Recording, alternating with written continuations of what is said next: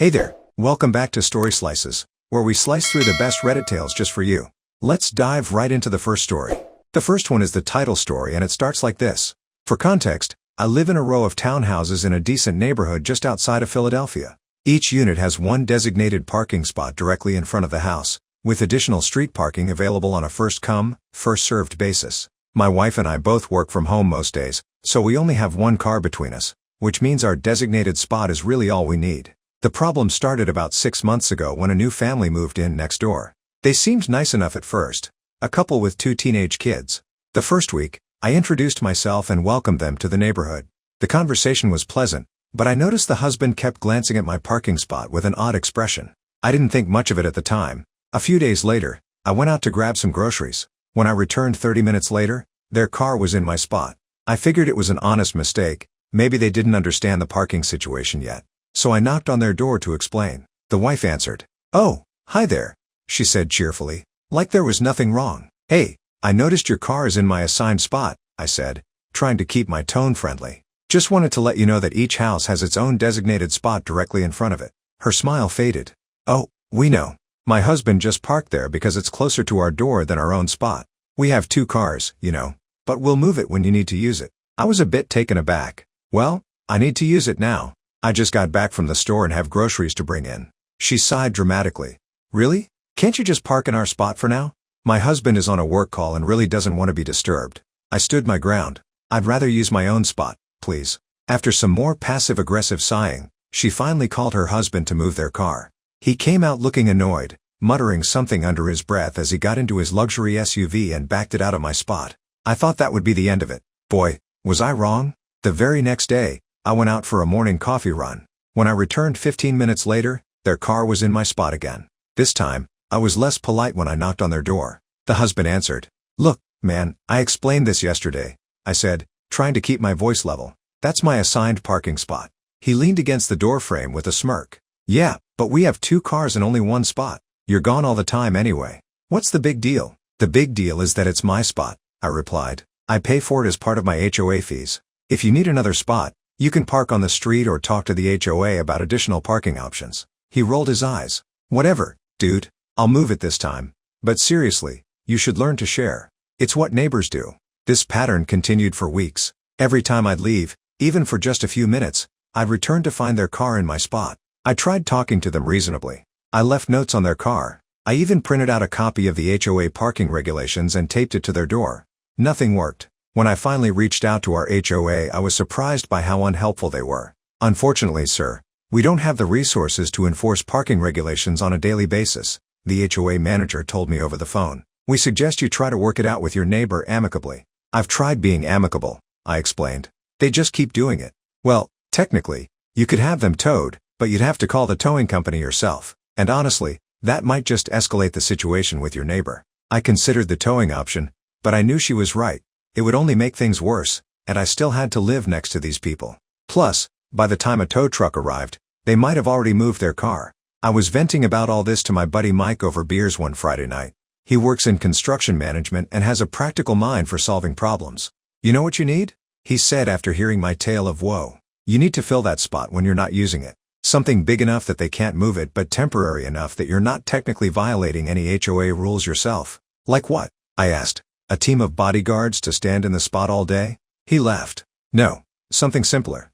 "What about a dumpster?" I nearly spit out my beer. "A dumpster? Are you serious?" "Yeah, think about it. You can rent those things. They're big enough to fill a parking spot, and they're heavy as hell so your neighbor can't move it. Plus, you can tell the HOA you're doing some home renovations if they ask." The more I thought about it, the more brilliant it seemed.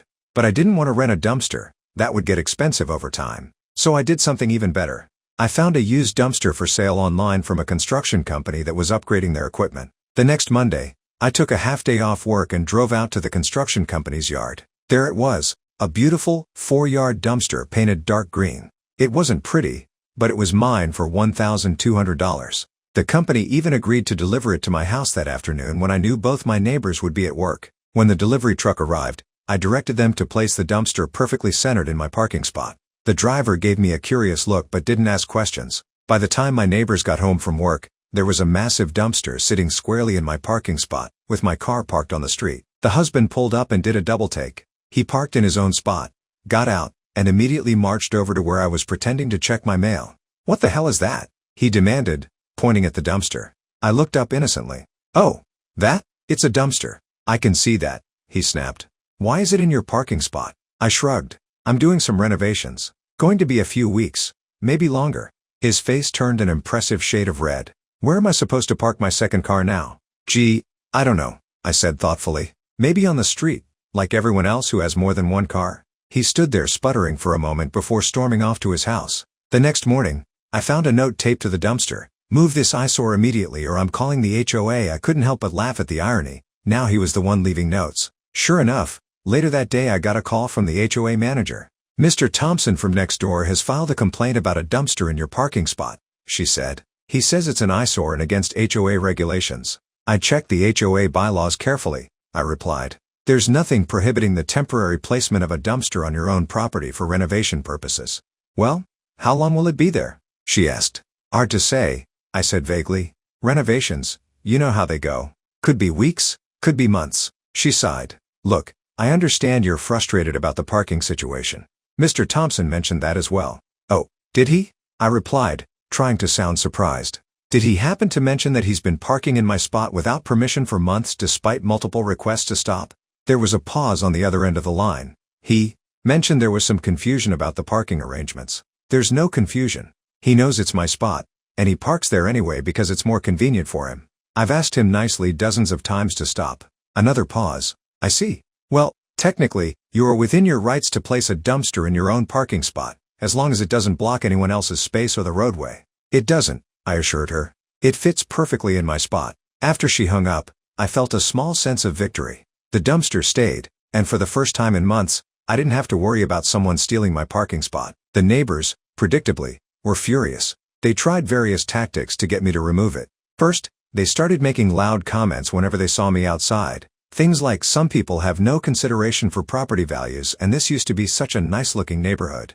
When that didn't work, they escalated to leaving passive-aggressive notes on my door about how the dumpster was an eyesore and attracting vermin. It wasn't, it was empty and clean. Next came the direct confrontation. The wife knocked on my door one evening, putting on her sweetest voice and most reasonable tone. "We understand you were upset about the parking situation," she said.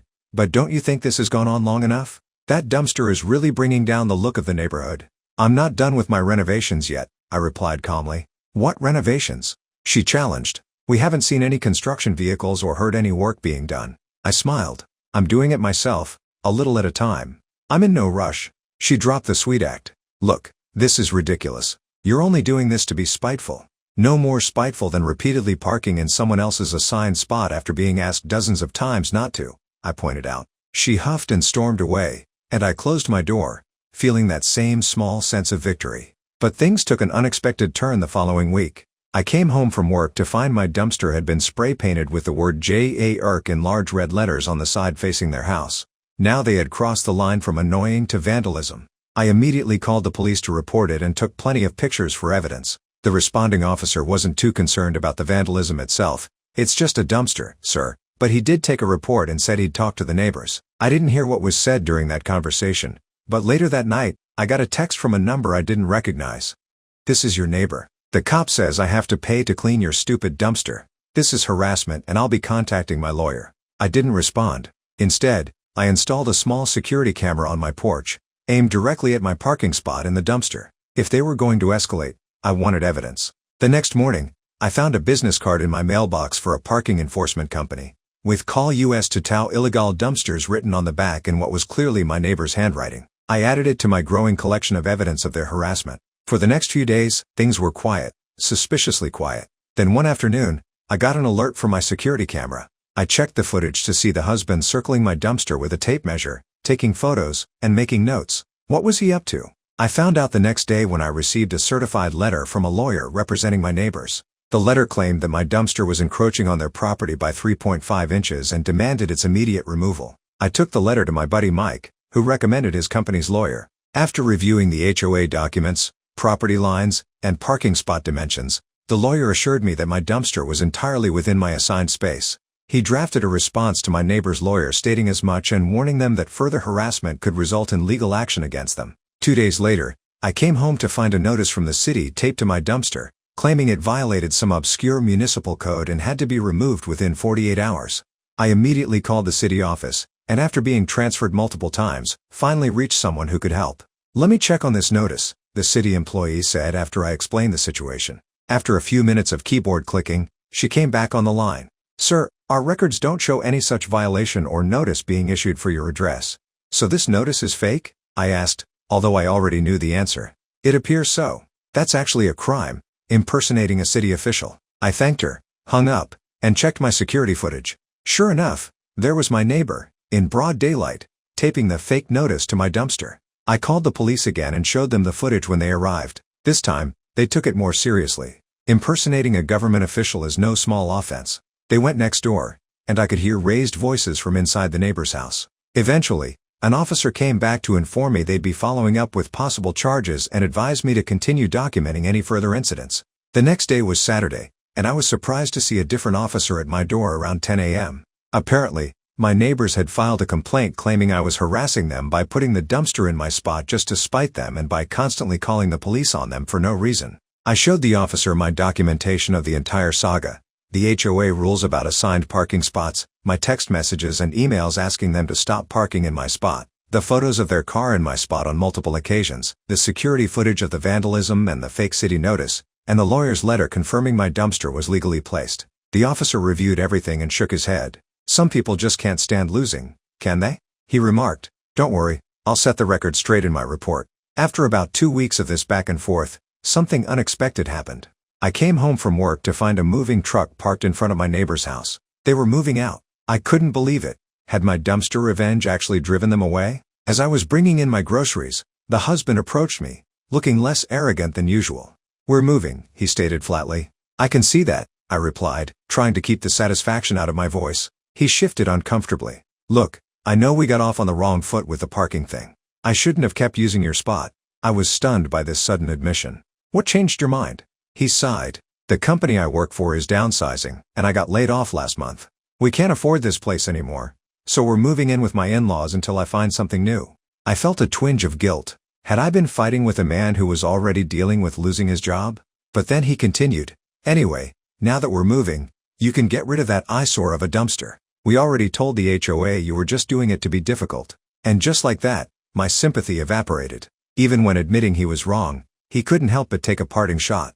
"Actually," I said, "I think I'll keep it a while longer. You never know when a dumpster might come in handy." He glared at me before walking away, muttering something under his breath. The next day, the moving truck was gone, and so were my problematic neighbors. I kept the dumpster in place for another week, just to make sure they didn't try to come back or cause any more trouble. When I was confident they were truly gone, I arranged to have it moved to my backyard. About a month later, a new family moved in next door, a quiet couple with a small child. The first time I saw them struggling with groceries, I offered to help.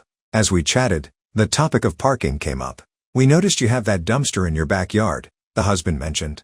"Are you doing renovations?" I smiled. "That dumpster has an interesting story, actually. Let's just say it taught me that sometimes the best way to deal with entitled people is to give them exactly what they deserve. No more, no less." They looked confused, but I just laughed. "Don't worry, I'm happy to share my parking spot if you ever need it. All you have to do is ask nicely." And that's how I went from being the neighborhood pushover to the guy with the legendary dumpster revenge story. My buddy Mike says I should paint it and turn it into a planter or something useful, but I kind of like having it as a reminder that standing up for yourself sometimes requires creativity, and occasionally, a $1,200 investment in a used dumpster. Was I petty?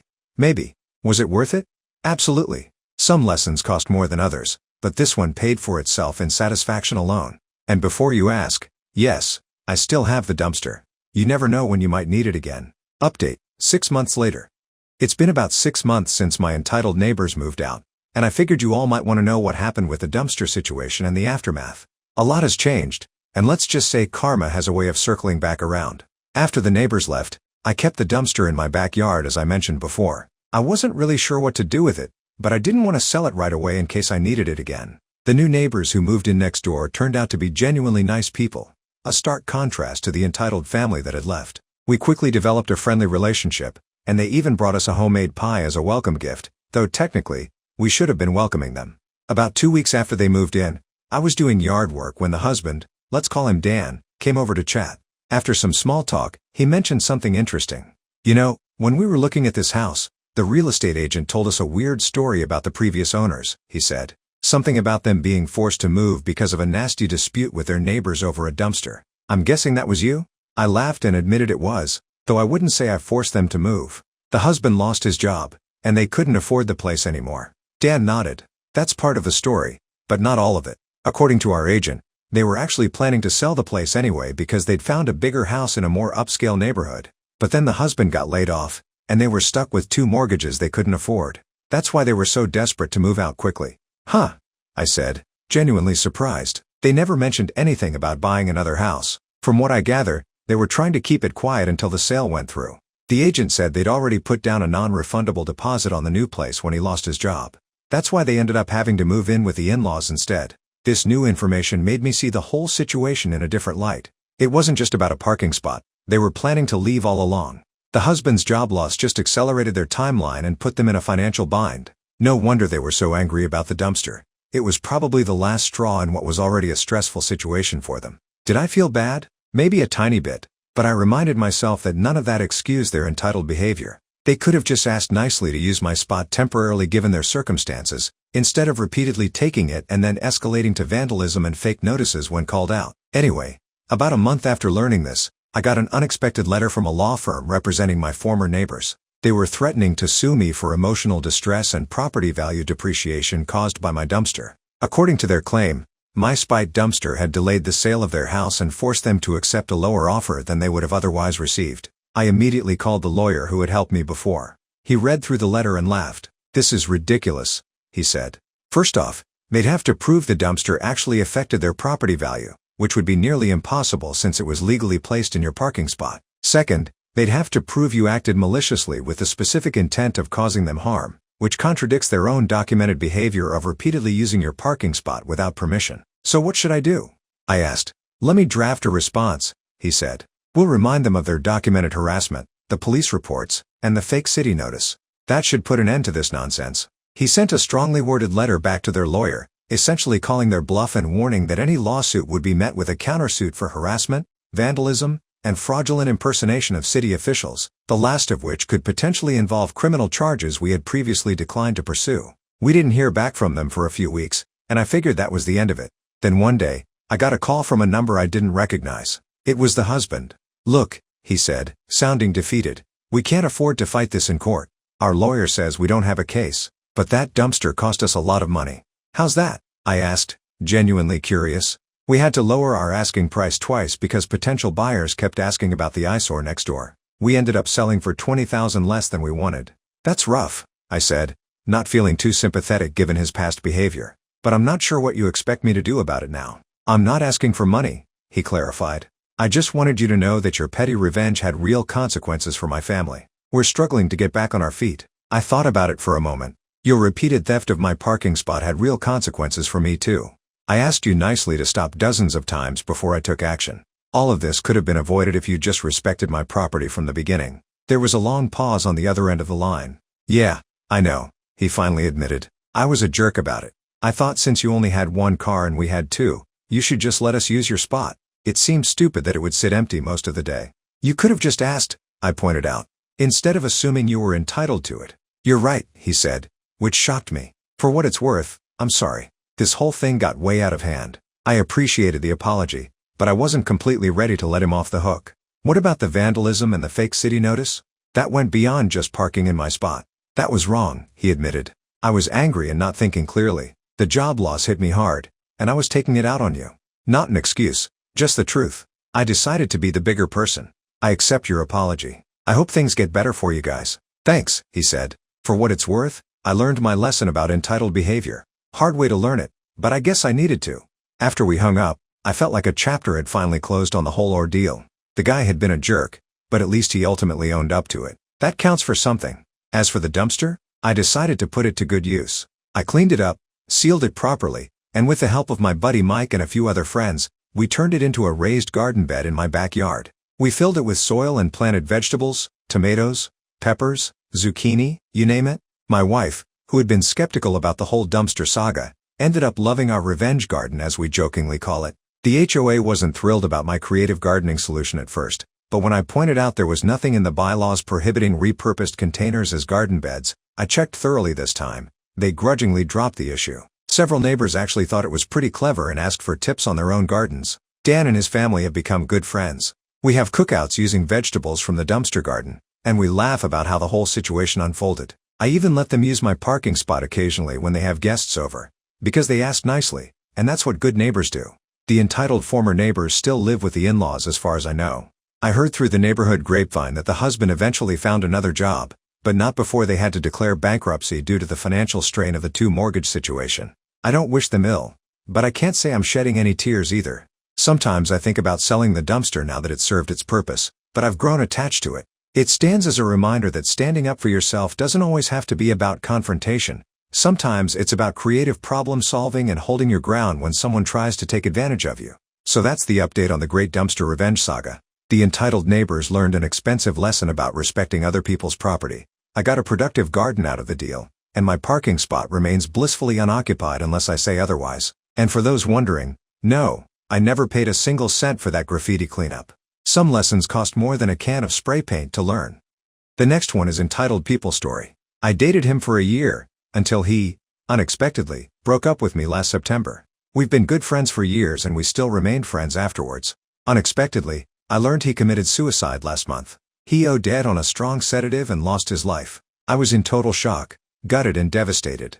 Everyone who knew him were just as shocked. Sadly, in hindsight, I could now tell something was wrong. He exhibited some signs of unhappiness. I have been mourning his tragic death for the past month. I contacted his family to return some of his belongings. The family now tell me that he wrote 2 notes before he died, one directly addressed to me. They are refusing to give me the letter for no apparent reason. They're just asking me to respect their emotions, which I genuinely do. I am grieving as much as they are. I don't know if there's a protocol here, but it seems to me they're going against his wishes. I want to give them their space to mourn, but I genuinely need that note. What do I do? Edit. I want to clarify this. I asked them specifically if it's a bad note about me and my behavior. They said it's nothing like that at all and I shouldn't think that way. Update: a while ago I wrote this post and asked for advice. I got to read the note and it opened more problems than it solved. I was approached by his older sister who was okay giving me the letter. Before he died, he apparently wanted to see me but wasn't conscious enough when he asked. His sister says there is something she too doesn't know about, but speculates that they just thought he wanted to change his mind. I sat down and read it yesterday. It is awfully heartbreaking. He said he was sorry but he couldn't find a way to tolerate life. He said he always felt like he's not in the right place, and was mentally induced to feel blue. He wrote about his mental health, saying he was sure I'd understand. Contrary to my worries, he said I was something exceptional in his life. He apologized again and, at the end, included names of 2 friends he'd made whom he wanted to help. He wants me to call for a wellness check on them, which I did today. I'm thankful he is not remembering me badly, quite the opposite. But it still hurts so badly. I can't stop crying. Every moment, I get this feeling that my heart was penetrated by something. He was unhappy, but he was always so quiet about it. It says much about me, that I should have picked up those clues. He suppressed things too deep, unfortunately. I feel tragically sad. I genuinely miss him. I'm still not sure why his parents hid it and their reasoning to think he was changing his mind. Even his sister doesn't know and is questioning it. I will leave it, as I know how devastated they are. I guess I'll just stay curious forever. Are you hungry for more slices of stories? Don't forget to subscribe and hit the bell to never miss out on any videos. See you tomorrow at Story Slices.